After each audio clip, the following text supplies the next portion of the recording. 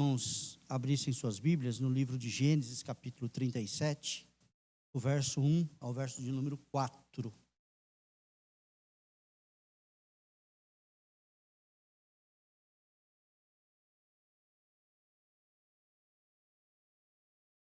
Gênesis 37, de 1 ao 4.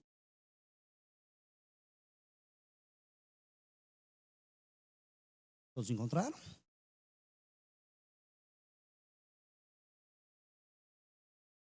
Assim nos diz a palavra de Deus. Habitou Jacó na terra das peregrinações de seu pai, na terra de Canaã.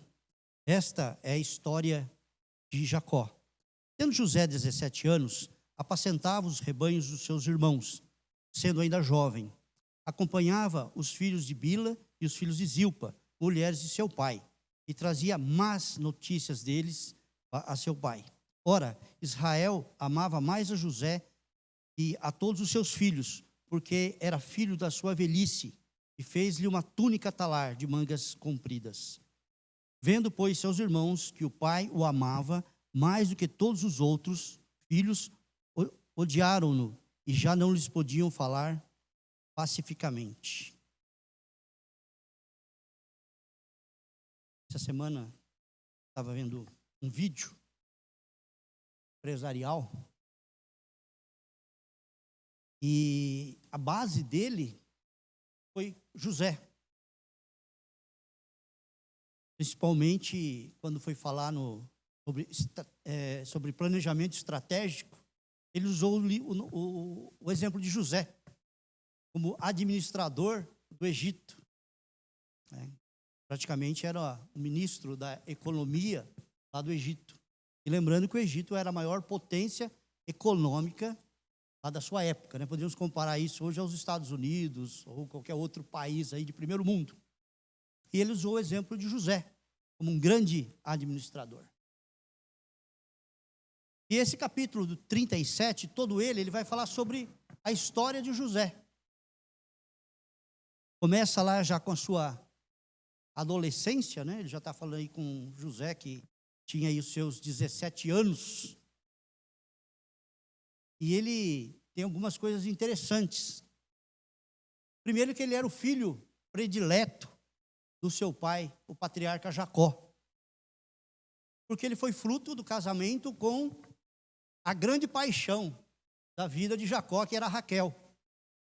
Vamos lembrar que ele trabalhou lá para o Labão por um bom tempo, aí foi enganado, casou com a outra que ele não gostava, mas teve que trabalhar mais um tempo para poder casar. E ele se casou e teve um problema sério, porque Raquel era estéril. Mas quando nasceu José, e o seu nascimento foi um grande milagre, porque os seus pais já eram idosos, né? E a sua mãe tinha um problema de esterilidade.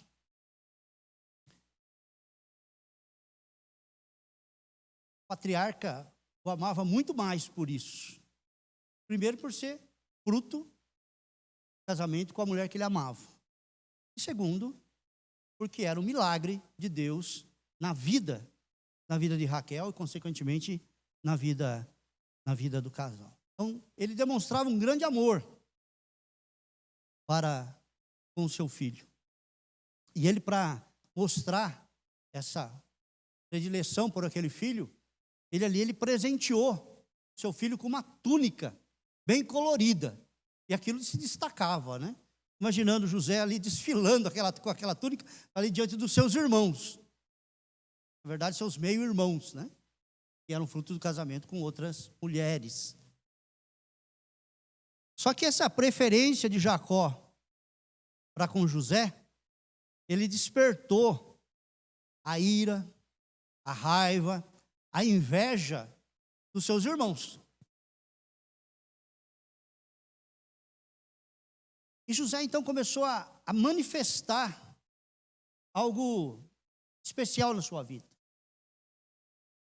Primeiro, que Deus tinha grandes planos para a vida de José. Deus já tinha determinado, decretado, que José seria muito importante. Mas até então era um garoto, um adolescente. E José tinha sonhos, chamava até de sonhador. E mesmo aqueles sonhos acabavam despertando a ira cada vez maior dos seus irmãos. Principalmente quando ele começa a compartilhar esses sonhos com os seus irmãos, contar a respeito desses sonhos. Deus tinha feito promessas aos patriarcas, fez a Abraão, fez a Isaac, fez a Jacó, e dava continuidade com isso na vida de José. De todos os grandes feitos de Deus, de transformação aí daquela família, uma grande nação, uma numerosa nação, iam possuir uma terra e ter todo um legado, construir toda a história, tanto do judaísmo, como do islamismo e também do cristianismo. Não tinha grandes promessas para a vida de José. Era um Deus de promessas, era um Deus de aliança, que havia feito aliança com todos os patriarcas. E de repente, aquele adolescente, ele jamais poderia imaginar que ele estava nos planos de Deus também, que havia promessas extraordinárias para a sua vida. E talvez por isso, ele foi dotado com esse dom de sonhar, de ser um sonhador. E o primeiro sonho que ele tem, quando eles estão lá colhendo trigo, ele sonha que com 11 feixes de grãos, cada um representando um dos seus irmãos, curvando para o seu feixe. Ele sonhou que aqueles feixes iriam se curvar para o seu feixe. Isso mais despertou a ira dos seus irmãos. Como nós vamos se curvar diante de você? Nós vamos lhe prestar reverência? Nós vamos se submeter a você, que é tão jovem? Talvez, será que isso não é fruto de você ser um garoto mimado pelo pai? Será que você não está se achando muito importante, não?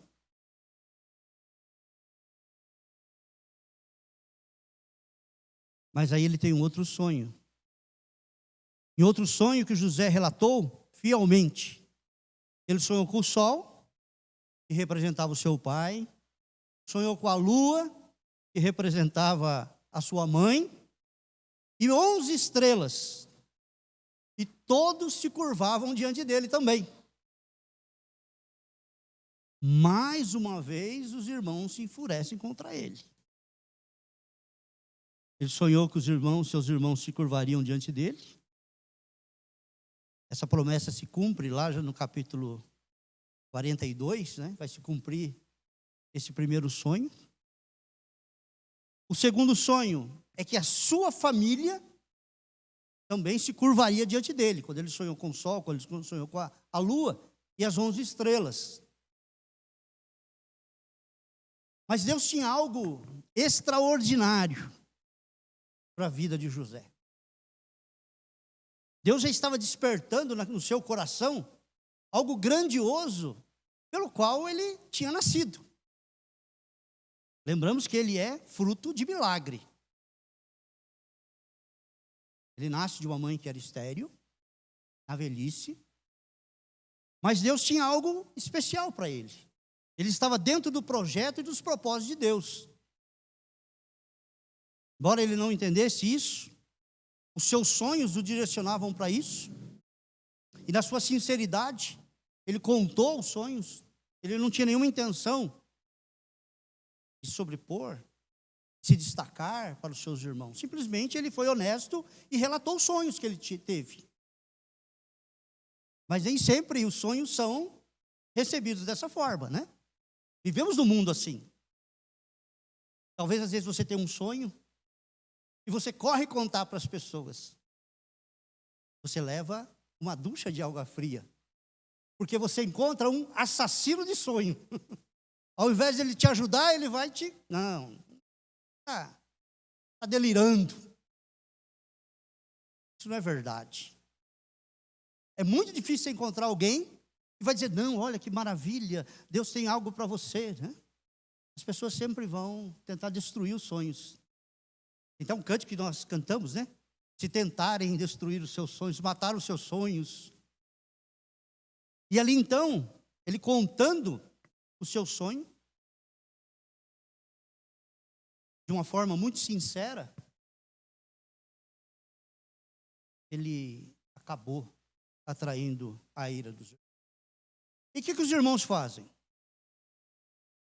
Um dia, Jacó enviou José para levar suprimentos para os seus irmãos, que estavam pastoreando ovelhas. E num lugar chamado Dotã. Imaginem que, da onde ele morava com seu pai, da casa do seu pai a Dotã, são cerca de 42 quilômetros. Esse rapaz percorreu a pé, levando suprimentos para os irmãos. E quando eles chegaram lá, quando ele chegou lá, eles não estavam mais lá. Eles estavam em outro lugar. E ele teve que andar mais 27 quilômetros para encontrar os irmãos para levar o suprimento. E os irmãos fizeram o quê? Eles armaram um plano. Nós vamos matá-lo e vamos jogar o seu corpo num poço, uma cisterna vazia. O deserto ali era cheio de cisternas. E provavelmente aqui eles estavam na época da seca, porque a cisterna estava vazia. Essa cisterna só se enchia na época das chuvas, onde eles depois podiam retirar água. Então provavelmente era uma época de seca, porque ela estava vazia. E eles então estavam planejando matá-lo e jogar o seu corpo numa das cisternas, num poço vazio. Os irmãos concordaram e jogaram José no poço. Mas antes que Rúben pudesse resgatar o menino, né? Rúben, ele permitiu, mas ele tinha uma ideia. Vamos jogar, mas na hora que meus irmãos vão embora, eu vou lá e tiro ele de lá. Ele não nutria o mesmo sentimento que os irmãos tinham, né? Só que os irmãos, quando jogaram lá para que ele morresse, eles começaram a ponderar nessa situação. De como iriam relatar esse assassinato. E eis que surge uma caravana de mercadores árabes, né? Que fazia o trajeto Síria, Egito, e tinham que passar por aquela região. E eles estavam passando exatamente naquele momento ali. E eles resolveram vender José para aqueles mercadores. Venderam, e esses mercadores iam acabar vendendo José como escravo, depois lá no Egito. E aí ele foi então vendido para esses mercadores. Mas como explicar isso ao pai? Como explicar o desaparecimento? Os irmãos decidiram explicar o desaparecimento de José a seu pai Jacó, manchando a sua túnica, aquela que ele havia ganhado do pai, né, com sangue de um cabrito. Quando Jacó viu a túnica, ficou compreensivelmente arrasado e convencido de que seu filho favorito estava morto.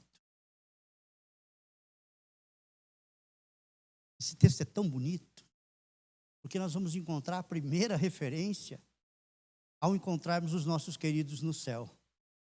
Jacó fala, eu vou encontrar o meu filho no mundo vindouro, no mundo dos mortos. Meu filho morreu. E José, então, foi vendido como escravo por seus irmãos. Foi embora. Foi comprado lá no Egito por um homem muito importante chamado Potifar. Potifar era rico e tinha uma mulher muito bonita. O texto árabe, a respeito, que fala também desse texto no Alcorão, Diz que José era um dos homens mais bonitos da época. Razão pelo qual a esposa de Potifar acabou se apaixonando por José ali na sua casa. E ela investiu. Tentou seduzi-lo. O que José fez? José a repeliu. E ela, para se vingar de José, o acusou de assédio sexual. E José foi preso. Ficou um bom tempo preso. Escapou até da morte por enforcamento, que era comum naquela época. E ele ficou preso. E depois de todo aquele tempo ali no Egito, de toda a história que nós já conhecemos dele, da interpretação dos sonhos, e quando ele vai ascender como ministro da economia do Egito, todo esse tempo, longe da sua família, durou 28 anos. Ele ficou 28 anos sem ver a sua família. E, consequentemente, sua família também, 28 anos sem vê-lo. O divisor de água da sua vida foi aquela cisterna, aquele poço que ele foi jogado. Nós podemos dividir a história de José entre antes dele entrar no poço e após ele sair do poço. Quando tudo parecia perdido para ele, quando parece que toda a sua história ia acabar, ele ia morrer ali aos 17 anos, ele foi resgatado. É claro que o resgate dele não foi um ato bondoso, porque os irmãos ainda lucraram, né, com a venda dele. Inventaram uma história toda para o pai. Imagine o coração daquele pai. Ele era o filho querido, o filho amado, filho da mulher amada, aquele esperado, aquele que nasceu por um milagre. E de repente o pai recebe a notícia de que ele foi morto por um animal. Além de fazer mal para o irmão, fizeram mal pelo pai.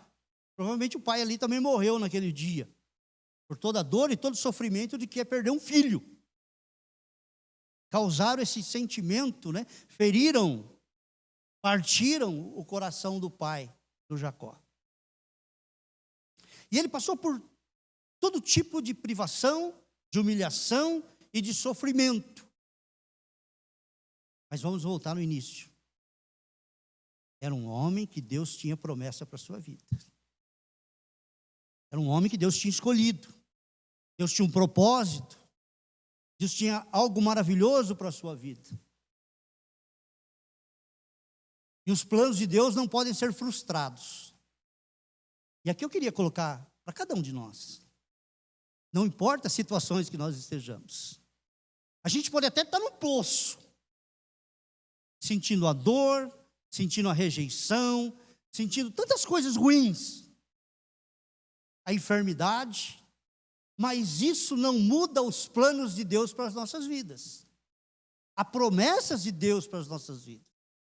Não significa que a situação que nós estamos vá mudar a vontade de Deus e os propósitos de Deus para as nossas vidas. Nós continuamos ainda sob a promessa e a aliança de Deus. E foi o que aconteceu com a vida de José. Se ele olhar para os aspectos físicos, pelas circunstâncias, Deus tinha determinado e decretado uma promessa sobre a sua vida. E aquele sonho de que os irmãos se curvariam diante dele, de que a família se curvaria diante dele.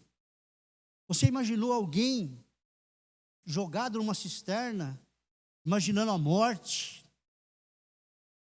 Alguém que lá no futuro vai se transformar no economista mais importante do mundo conhecido da época. Por isso que as coisas de Deus são loucuras. Mas os propósitos de Deus vão acontecendo. Independente de que a adversidade, independente de que as pessoas tentem destruir, de que o inimigo tente destruir, a promessa de Deus vai se cumprir. E é isso que nós precisamos crer.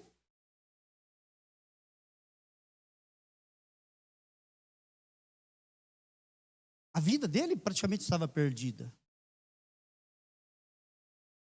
Alguém que era amado pelo pai, agora era escravo.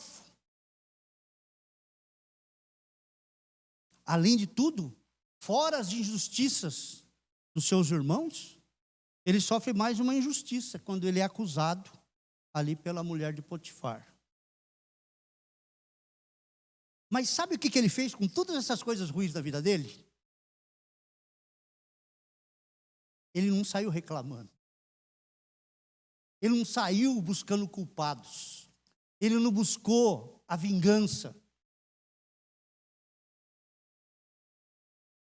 Ele viu o que é que nós temos para hoje. O que nós temos para hoje é isso. Então nós vamos pegar o que nós temos hoje. E nós vamos reformular, ressignificar. Dar um significado novo a tudo isso. Porque seria muito compreensível que ele se sentisse, em relação aos irmãos, o ressentimento e esse desejo de vingança. No entanto, ele se elevou acima de tais sentimentos e o fez precisamente mudando suas experiências para um quadro diferente. José pegou o seu passado, a sua história triste, e ele reformulou tudo isso. Primeiro, ele não se via mais como um homem injustiçado pelos seus irmãos. Olha os propósitos de Deus. Deus tinha uma promessa. Ele seria um grande homem. Mas para que essa promessa se cumprisse, ele precisava do ódio dos irmãos dele. Eles precisavam que os irmãos os jogassem naquela cisterna. E eles precisavam que eles vendessem para o Egito. Porque senão nada disso ia acontecer. Ele não ia mandar um currículo lá para o faraó dizendo assim, ó, eu tenho experiência em administração. Será que você pode me contratar? Não. Ele pegou as coisas ruins que aconteceu com a vida dele para transformar em coisas boas. A gente não tem essa capacidade de pegar as coisas ruins que acontecem com a gente e transformá-las em coisas boas.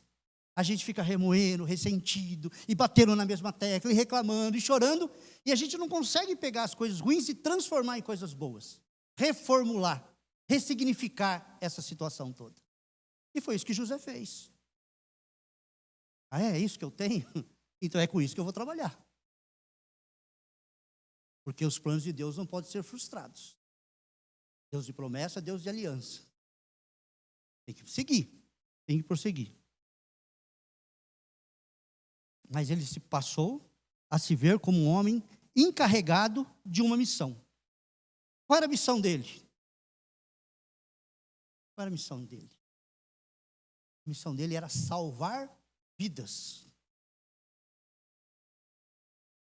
As primeiras vidas que ele salva é da sua família, os seus irmãos que vão buscar comida no Egito, depois seu pai que bate a porta, e ele acolhe a sua família.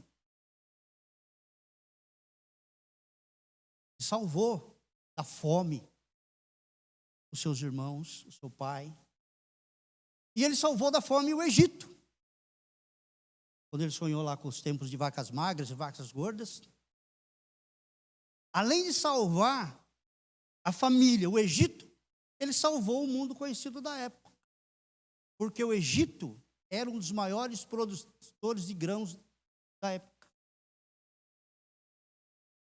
Como eles, nas vacas gordas, eles guardaram os grãos, na época das vacas magras, eles conseguiram vender e exportar. Salvaram muitas vidas fora do Egito também. Nós estamos dizendo na Ucrânia, né? A Ucrânia é um dos maiores produtores de grãos do mundo. Estavam impedidos de exportar. A África, morrendo de fome por causa disso.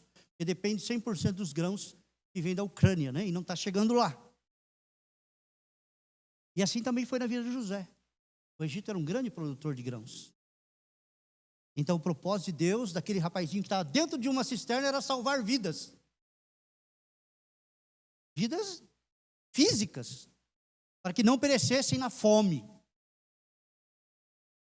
Tudo que havia acontecido com ele era necessário para que ele pudesse alcançar seu propósito na vida, salvar uma região inteira da fome e, durante a fome, fornecer um porto seguro para a sua família.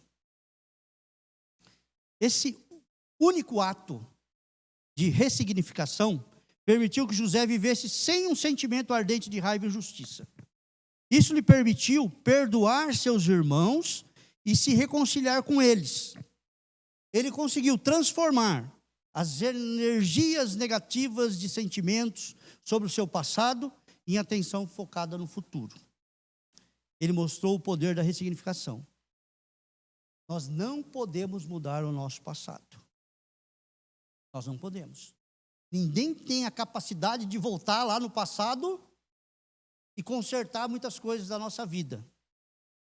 Mas mudando a maneira como pensamos sobre o passado, nós podemos mudar o nosso futuro. Então, ao invés de ele dizer assim para os irmãos: vocês fizeram isso comigo, olha a situação que vocês me fizeram, vocês me odiavam. Provavelmente ele disse assim: glória a Deus porque vocês fizeram isso. Porque se vocês não tivessem feito isso, eu não estaria aqui agora. Eu estou porque vocês fizeram isso. Então ele pegou algo destrutivo e transformou em algo construtivo. Impulsionou a sua vida.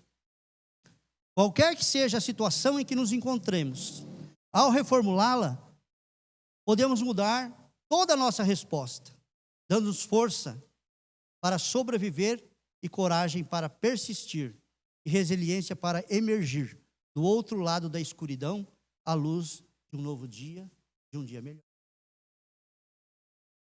A gente não pode, muitas vezes, ficar remoendo e batendo naquela mesma tecla.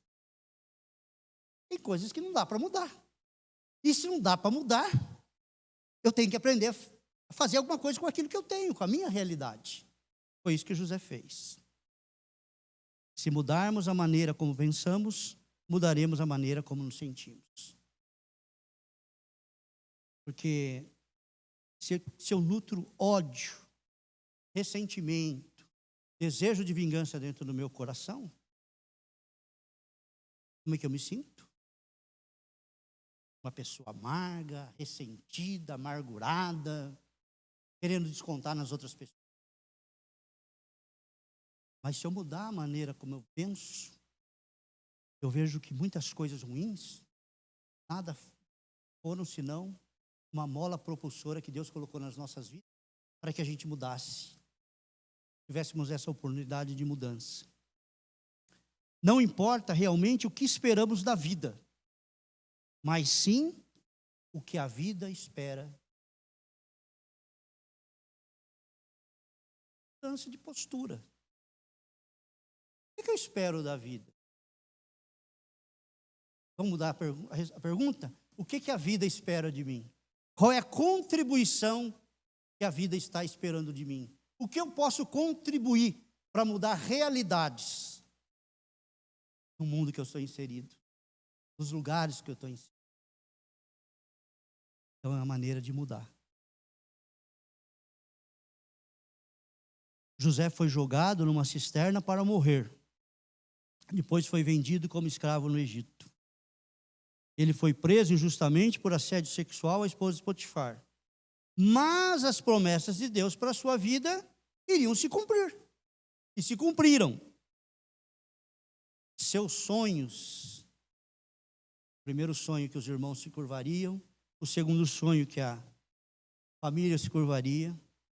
Depois os sonhos lá dentro da prisão, que deram-lhe a liberdade, que deram-lhe o status que ele adquiriu ali no Egito, se tornaram realidades. Portanto, não matemos os e nem permitamos que alguém tente matar os nossos sonhos. Porque são sonhos de Deus para as nossas vidas. Porque nós estamos inseridos num pacto de aliança, num pacto de promessa. E Deus tem promessa para as nossas vidas. E só para encerrar. Lembrando do cântico. Deus de aliança, Deus de promessas, Deus que não é homem para mim. Essa é a vida de José. Mas essa também é a nossa vida. Você está sentindo que você está dentro de um poço espiritual, um poço emocional, físico. Saiba que não é o fim. Pode ser o início. E Deus tem promessas para vidas, Ele tem promessas para a minha vida, e Ele tem promessa para a sua vida. E as promessas de Deus vão se cumprir. Não importa as adversidades. Importa que o nosso Deus está presente. Amém? Deus possa estar nos abençoando e que essas promessas se cumpram literalmente nas nossas vidas. Possamos perseguir essas promessas, nunca esquecendo de lado os nossos sonhos. Amém? As palavras